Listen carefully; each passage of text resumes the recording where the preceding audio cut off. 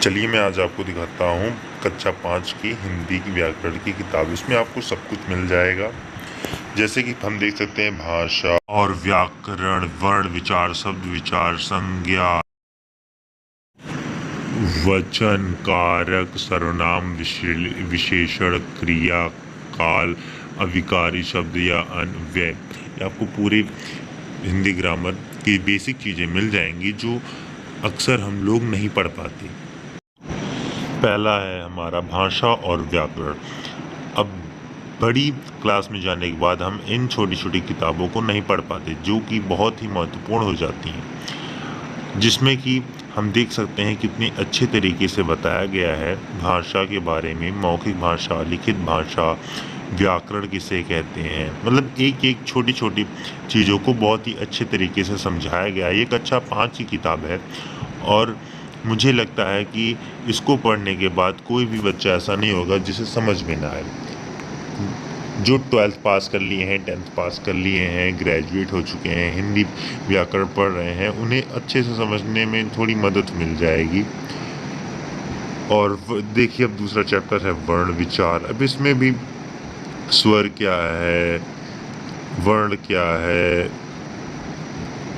स्वर्ण के कितने प्रकार होते हैं, स्वर व्यंजन क्या होता है, इन सबको डिफिनीशंस बहुत ही अच्छे तरीके से समझाई गई है जो कि हम देख सकते हैं और बहुत ही आसान तरीके से समझ सकते हैं। इसको पढ़ने में और पढ़ाने में कोई दिक्कत हमें नहीं होगी।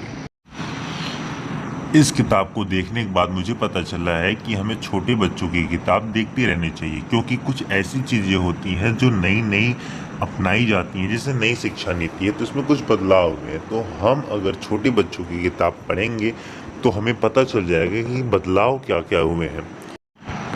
आप इस किताब को देखकर, इस वीडियो को देखकर समझ ही चुके होंगे कि कितने अच्छे तरीके से इसमें पढ़ाया गया है, इसमें संकेत दिए गए हैं।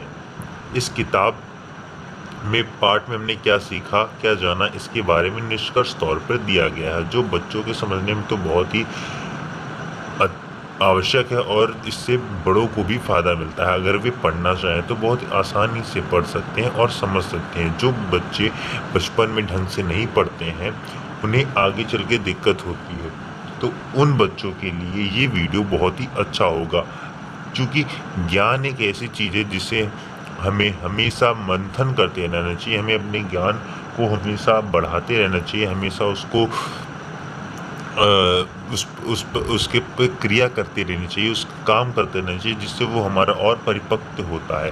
देखिए बनावट के आधार पर कितने अच्छे तरीके से इसमें भाषा को समझाया गया है और ये एक 5वीं कक्षा के विद्यार्थी की किताब पुस्तक है, नई शिक्षा नीति पर आधारित है और हम देख सकते हैं इसमें कितनी अच्छे ढंग से बताया गया है।